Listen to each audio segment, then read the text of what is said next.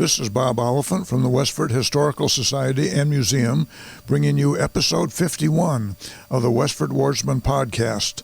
The Westford Wardsman newspaper was part of Turner's Public Spirit, a weekly newspaper in Ayer a century ago. In this episode, we'll be reading the Wardsman for the week ending Saturday, December 19th, 1908. I'll elaborate on what was happening in Westford 114 years ago as we read. The first section in the December 19th newspaper is that of the Westford Center section. Mr. and Mrs. Austin H. Foss, who are spending the winter in Florida, sent pleasant accounts to their Westford neighbors and friends of their experiences. They first went to Jacksonville, but are now settled in Tampa, where they have taken a cottage and are housekeeping. Mrs. Sherman H. Fletcher, who has been sick with a serious cold, is somewhat better and gaining strength slowly. She lived at 33 Main Street in Westford Center. At the Christian Endeavor service on Sunday evening, the subject was Books That Delight and Strengthen, which is a quote from Proverbs 4, 1 through 9. Miss Mary P. Bunce was the leader. As an experienced librarian, she gave many helpful ideas on the subject. Among books mentioned by the leader and others as helpful were the Bible, Pilgrim's Progress, Thomas à Kempis, Imitation of Christ, Tennyson's works, and Drummond's Natural Law in the Spiritual World. John Bunyan published the Pilgrim's Progress in 1678 and 1684.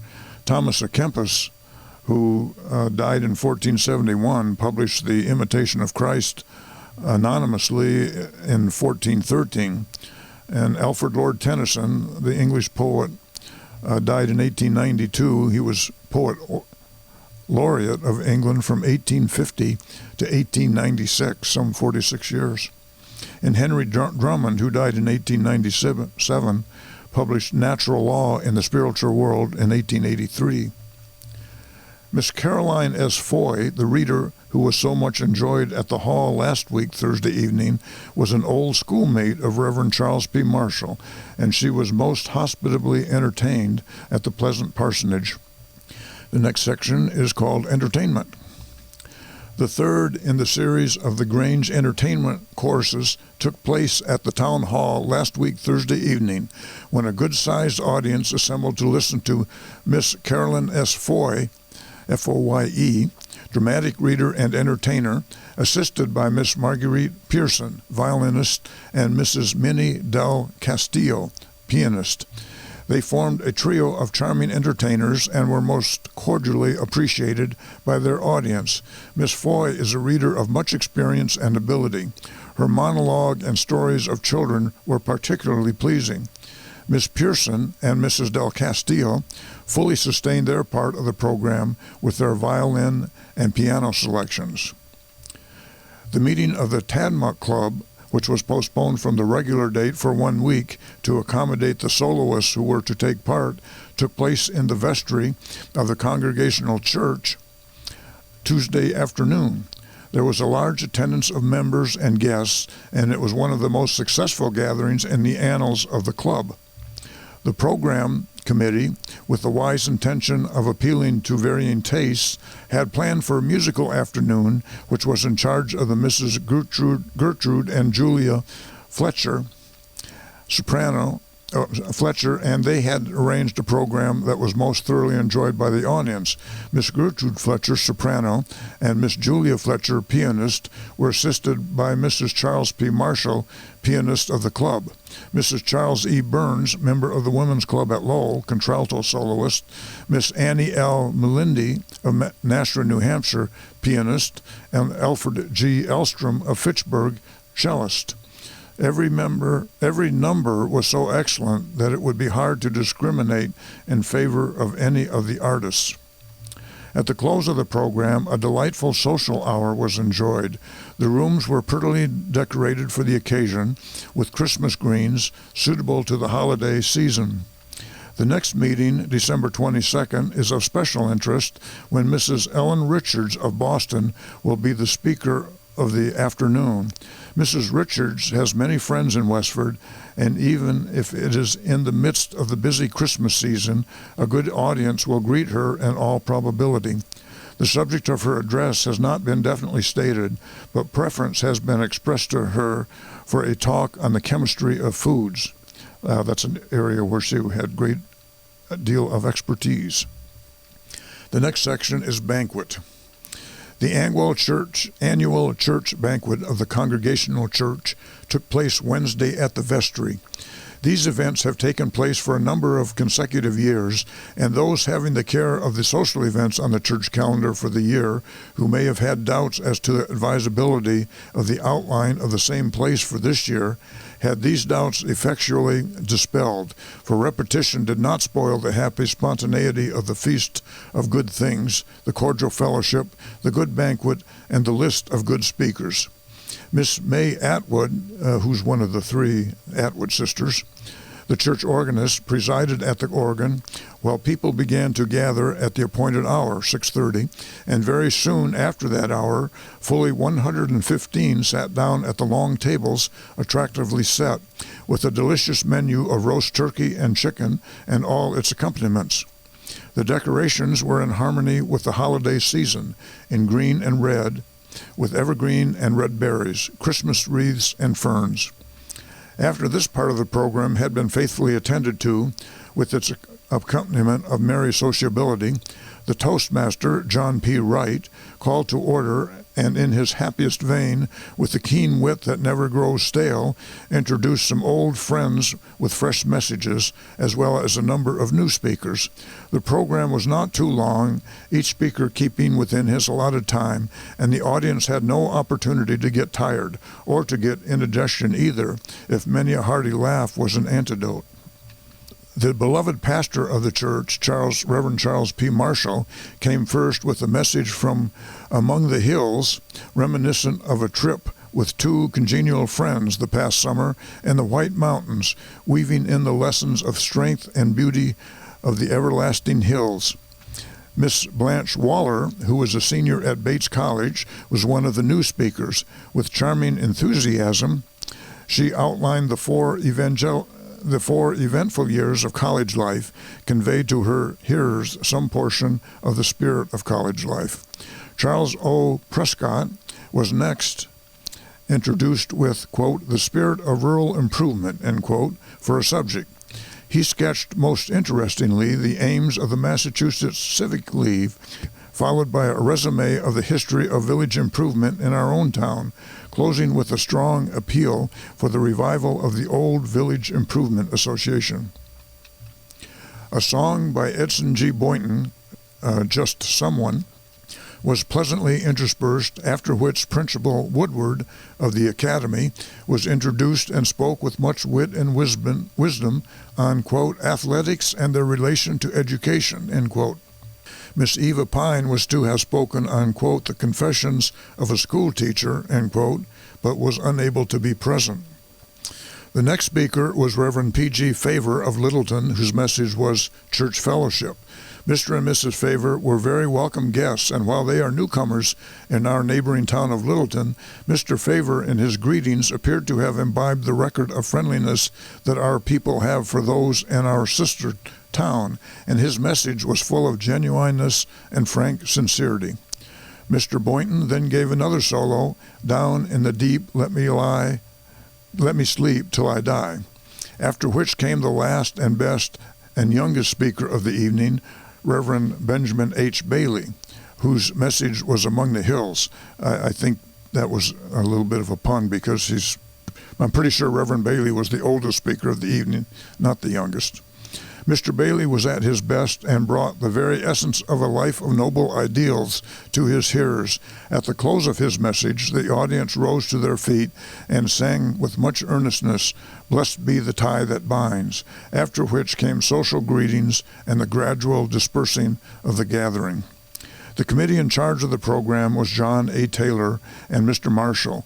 Those in charge of the supper, Mademoiselles Taylor, Knight, Bannister, Talent, Grieg, and Miss L.B. Atwood. Decorations, Mrs. May Atwood and Carrie Atwood. The next section is the About Town section. Last week, Tuesday, an early morning freight from Ayer had occasion to sidetrack at Brookside on the Herbert E. Fletcher track. This is the track that runs from Brookside up to the quarries on the north side of Groton Road, on the east side of northeast Westford.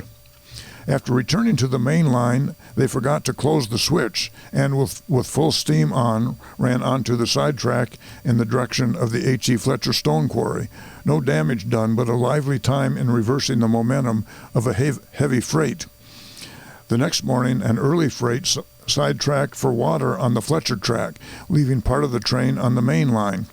The Bixby early passenger had occasion to travel that way and thought that if it was water they were looking for, a bump and a whiz in the direction of the detached engine would be full as likely to strike water. They struck engine and water. That sounds like the water in the engine leaked all over the place. The Unitarian Society will have its usual appropriate Christmas service on Sunday morning, December 20th, but a departure will be ventured after the morning service, when the children of the Sunday school will receive their Christmas greetings and presents. The church will be decorated by loyal, thoughtful hands in memory of the occasion. The new hotel station at the corner of Stony Brook and Lowell Roads is completed and ready for 90 boarders. It is 8 feet long, 5 feet wide, 1 roof, 2 windows, a floor, and a door. For a further bill of accommodations, apply to John A. Taylor, sexton, janitor, and manager, William R. Taylor, assistant. This location is where Samuel Taylor's home is located, and the 2 Taylors mentioned are his 2 sons, John and William. And it sounds to me like what he's talking about is a chicken coop, if they're going to have 90 boarders and 8 feet of space. Mrs. S.L. Taylor and John A. Taylor took a sleigh ride on wheels to Littleton on Monday evening to attend the drama The Cameron Pride, given at Town Hall.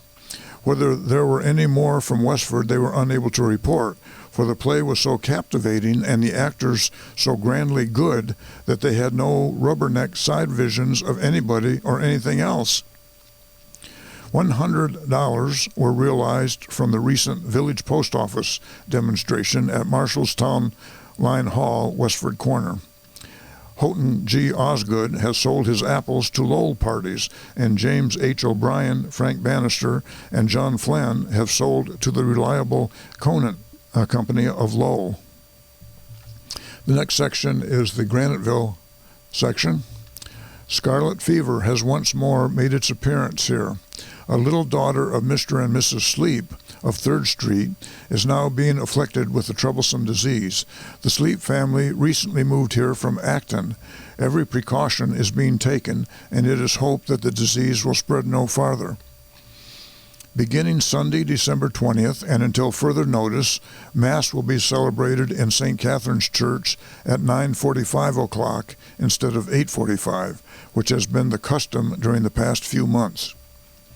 Miss Rebecca Leduc, the well-known vocalist of this village, assisted on the musical program at the entertainment and whist party given in aid of the Notre Dame de Lourdes Church in Lowell last week, Friday evening. She was accompanied on the piano by Miss Ruth Furbush.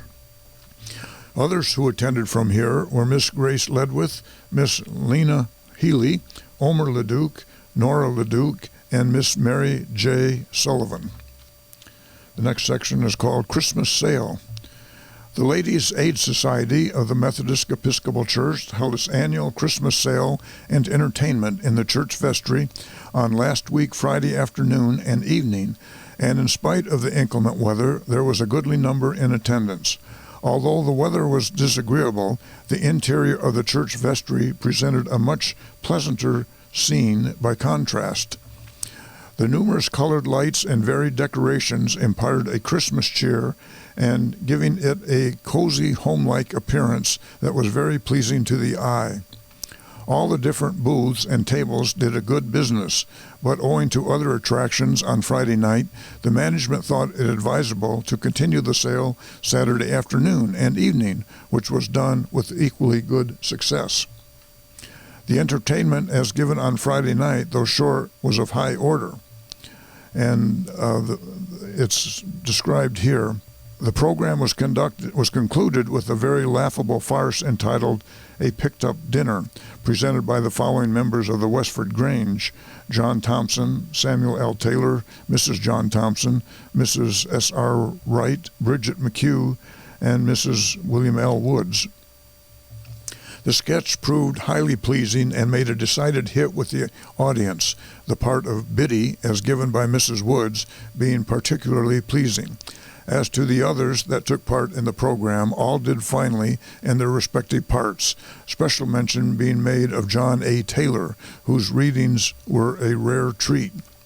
His selections from Kipling were given with a vim and dash that showed that the reader thoroughly understood his subject, and Gunga Din caught the audience from the very start. You may recall from a previous podcast that John A. Taylor was studying oratory at Emerson College. The decorations and those that assisted at the different tables were as follows. I'm just going to name the tables. It's kind of an interesting list. There was a fancy table, a candy table, a mystery table, a pastry table, a vegetable table, and an ice cream table. The Ladies' Aid Society wished to thank all those that helped in any way toward the success of their affair. The next section is the Forge Village section. Truly, the trend of progression is advancing rapidly in our little village. Very recently, 3 powerful gasoline arc lights have been placed in position on the main street. The first one is at the main entrance to Abbott Company's mills, and not only lights Forge Village, but Pond Street also. Number 2 will light that dangerous turn by the barn of Abbott Company and will assist the people in dodging hydrants. Number 3 will do duty in the square and the Boston and Maine Railroad crossing. The lights will be very much appreciated by the people who are obliged to be out during the evening. Many families have street lights at their own expense for some time. The annual Christmas tree at Mission House was much enjoyed Tuesday evening. This is the St. Andrew's Mission in Forge Village. The little folks did themselves much credit, and the number that went away with their many remembrances showed their appreciation of the kindness of the men of Groton School. Ever since the opening of the Episcopal Sabbath School, Christmas has been remembered by those who have the interests of the school at heart. 2 and sometimes more have kindly given their time and services for the good and pleasure of our children, and a good work has been done. Mr. Richards and Mr. Roosevelt have been the teachers this year. Mr. and Mrs. John Carmichael entertained them before the exercises. The supper given by the John Edwards Hose Company was in charge of the following ladies: Mrs. R.D. Prescott, Mrs. Elmer Nutting, Mrs. Wadley, Mrs. Carmichael, Florence Wadley, and Rachel Cherry. Richard D. Prescott had charge of the arrangements. After all expenses were paid, quite a sum was turned into the treasury. The dance was a success in every way. Mrs. John Cannell is at Brookline Hospital, where she will undergo an operation. Mrs. Cannell has been out of health for some time. The members of the school committee visited the Cameron School Wednesday and complimented the teachers on the time made in the fire drill performed for their inspection. Not only was quick time made, but order prevailed throughout the drill. The time was 35 seconds. Miss Lillian Baker was presented with a new upright piano by her parents for Christmas. That's the news in Westford for the week ending December 19th, 1908. Thank you for listening, and thanks to Nick Woodbury of WestfordCAT for providing technical support. You can find transactions and podcasts from the Wardsman at our website at museum.westford.org, or visit the Historical Society's Facebook page for more Westford news from a century ago. This is Bob Oliphant, and I hope you will join us for next week's Westford Wardsman podcast. Thank you.